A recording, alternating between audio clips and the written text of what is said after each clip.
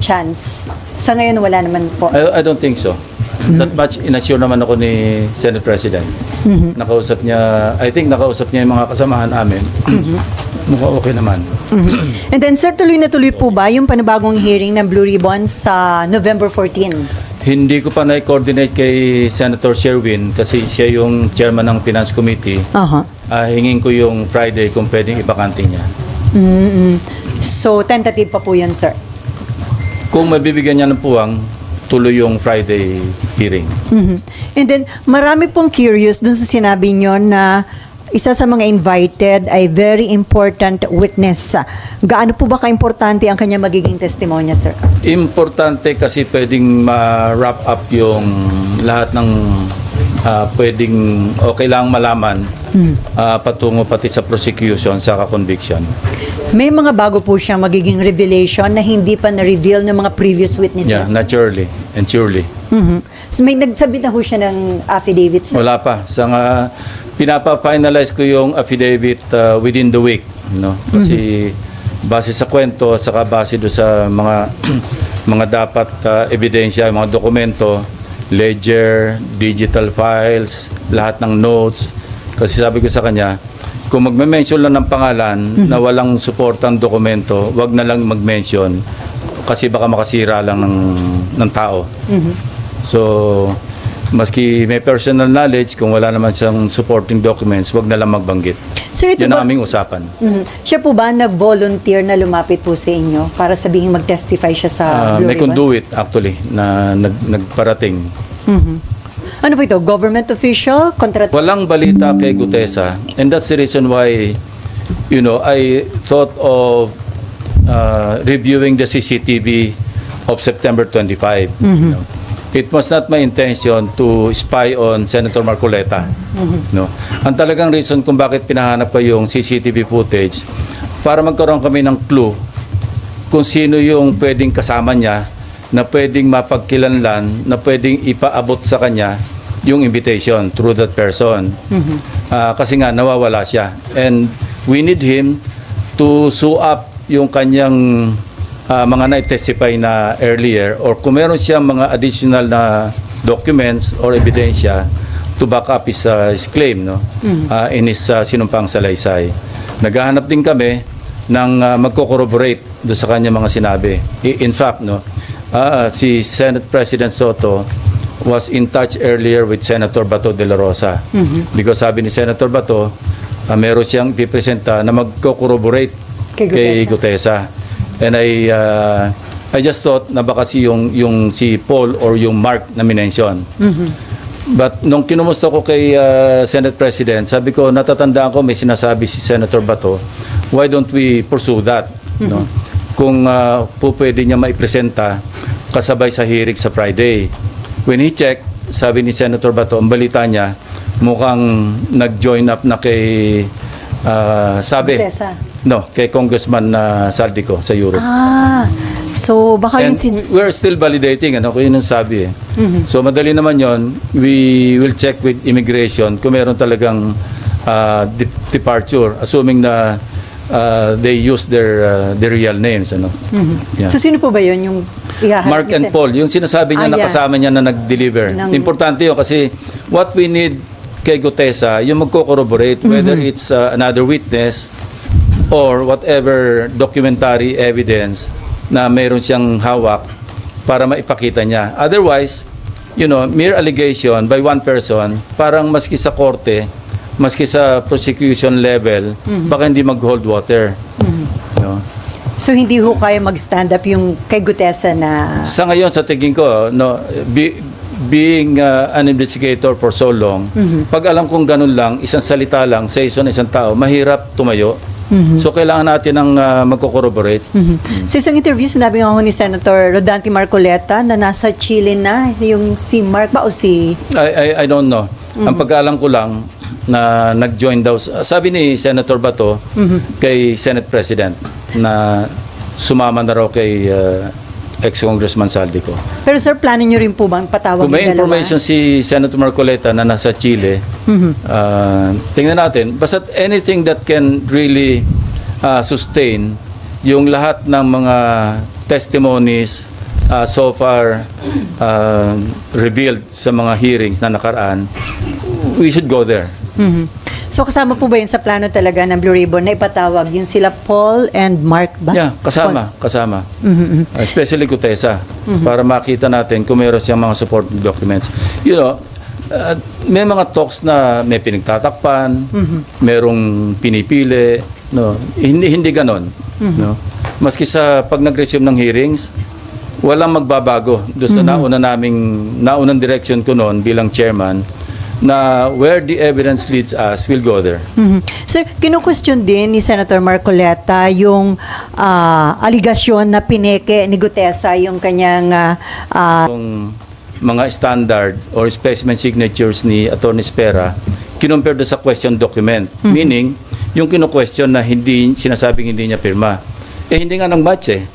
Hindi naman kami yung nag-conclude no, kundi NBI plus yung at yung mga nakadetain po dito sa Senate, sir. yung mga hinahawakan na ng ombudsman at saka yung inimbestiga na undergoing preliminary investigation, kung ano yung kakulangan na pwede ma-contribute pa ng Blue Ribbon Committee sa mga hearings, pwede pa rin namin i-pursue. Pero kung repetitive na at naipadala na, kasi I remember when I gave flash drives kay Secretary Vince Dizon, ito yung pinanggalingan nito, yung dalawa kong privilege speeches. Binigyan ko yung acting ombudsman at that time, si acting ombudsman Vargas. Binigyan ko si dating ICI advisor Mayor Magalong. Binigyan ko si Secretary Vince Dizon. Sabi ko, kompleto na yan. Actually, pwede na ako mag-file ng kaso based on the evidence contained in those two privilege speeches. Kasi kompleto naman talaga yun eh. Videos, documents, yung mga falsified documents, yung pagkasingil, nagbayad, lahat nandoon naman na. So, I'd like to think na nakatulong yon. Kaya naka-ready na sila mag-conduct ng preliminary investigation. Katunayan, Bulacan saka Oriental Mindoro nga yung Basis. inuna nila, di ba? So, but we're not stopping at Bulacan and Oriental Mindoro. Kasi pasok ng pasok lahat yung mga information. Kayo mismo sa media, di ba? Ang dami nyo na nakakalap na ebidensya because people have become conscious at saka talaga naging kaya natin para talaga masustain yung effort ng government to really get to the bottom of all these issues, all these anomalies, at saka para mapanagot talaga yung dapat managot. Otherwise, kailan naman ulit ito? After 5 years? After 10 years? So, walang katapusan. It has become a vicious cycle. So, yun, we're there right now and we intend to continue. So yung iba na nakapag-testify, kung repetitive lang din, hindi na po paharapin. Yeah, pwedeng hindi na paharapin. At kung pwedeng naandyan sila, pero kung ang sasabihin nila, nasabi na nila, what for? Parang ano lang yun, redundant na. Si Senator Erwin Tulfo, yung Vice Chairman ng Blue Ribbon Committee, nirequest na po ba niya na i-issuehan ng subpoena duces tecum yung ledger na mag-asawang Diskaya? We intend to issue subpoena duces tecum kina Mr. and Mrs. Diskaya para malinaw yung kanyang tinestify na may mga 17 congressmen na nakatanggap ng mga kickback. Importante yon kasi matatahi talaga at mapapalakas yung ebidensya doon sa kanyang tinestify. So dapat ma-invite po uli mag-asawang Diskaya? Yes, nandiyan naman si Curly eh. Imbitahin din namin si Mrs. Diskaya at kung ano yung kanilang mai-contribute pa patungo doon sa kanilang nauna ng sinabi na may mga congressmen na involved.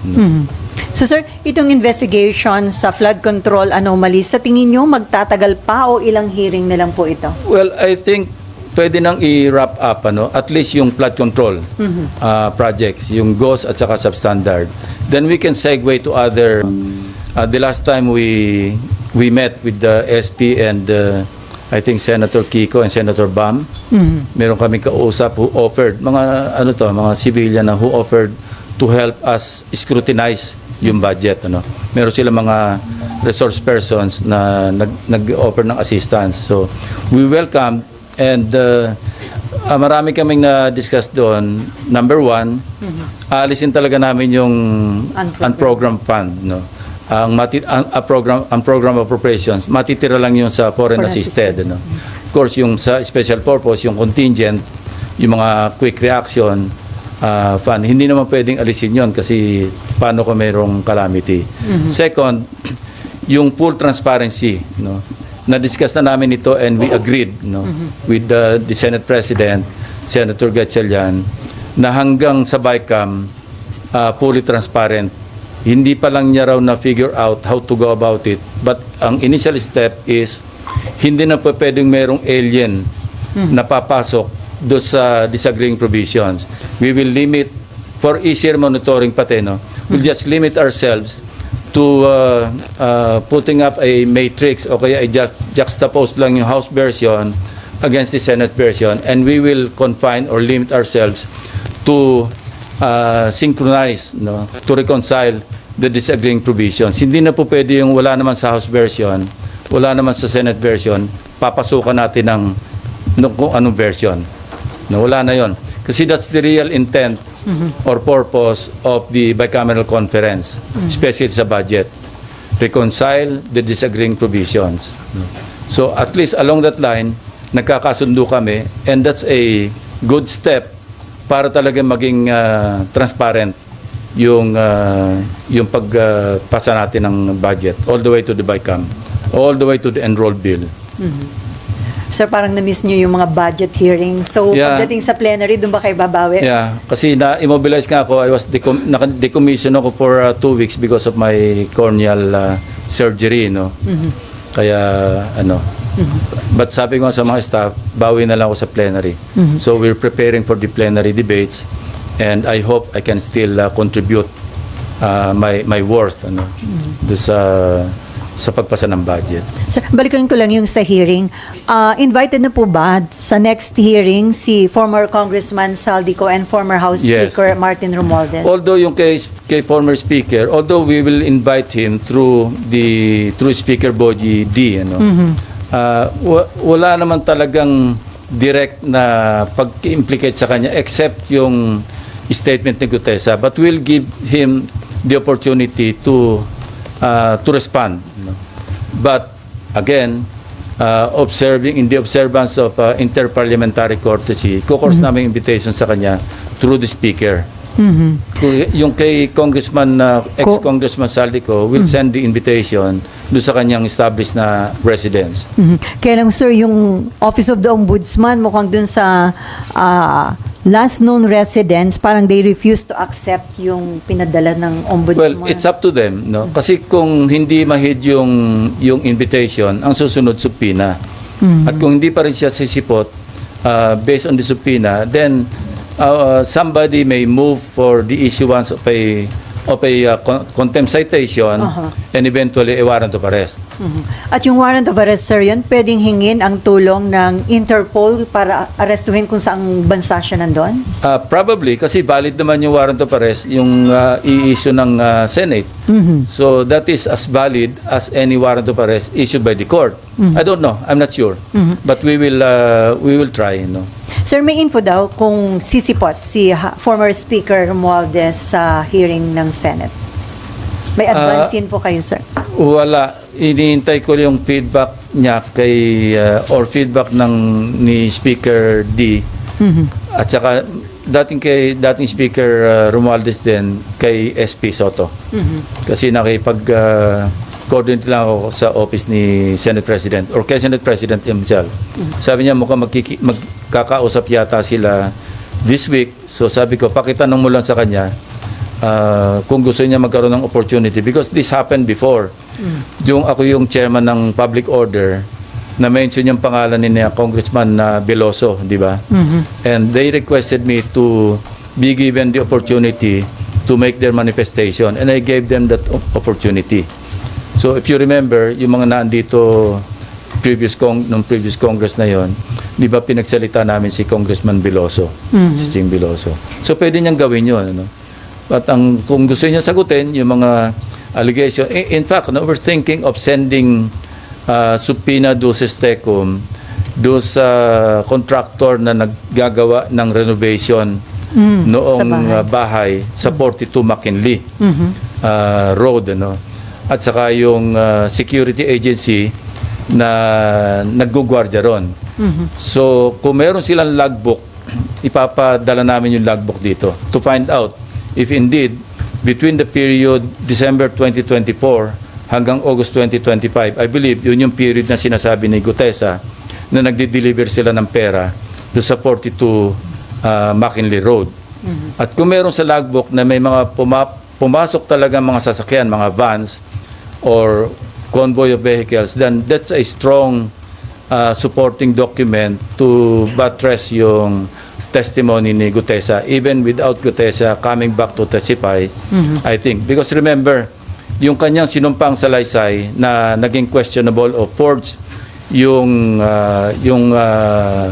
notaryo, that's invalid as far as yung kanyang sinumpang salaysay kung gagamitin ito sa other sa prosecution. But as far as the Blue Ribbon, yung kanyang sinumpang salaysay as read doon sa kanyang sinumpang salaysay na written, valid yun because he was administered this oath, and ang presumption is totoo lahat yung sinabi niya sa Blue Ribbon hearing noong September 25. So sir, hindi applicable kay former Speaker Romualdez yung pwedeng gawin kay Saldico na kapag hindi humarap, i-issue ng subpoena, kapag hindi pa rin humarap, ay siya, pwedeng congressman contempt. siya. So hanggang invitation lang ang pwedeng gawin. Yes, Senate. through the Speaker. Sabi ko nga, interparliamentary courtesy. And by the way, I'd like to clarify, yung interparliamentary courtesy, ito'y binibigay do sa institution, hindi sa tao. Kaya nga interparliamentary courtesy kasi courtesy ng Senado sa lower house and vice versa. Anyway, okay. Sino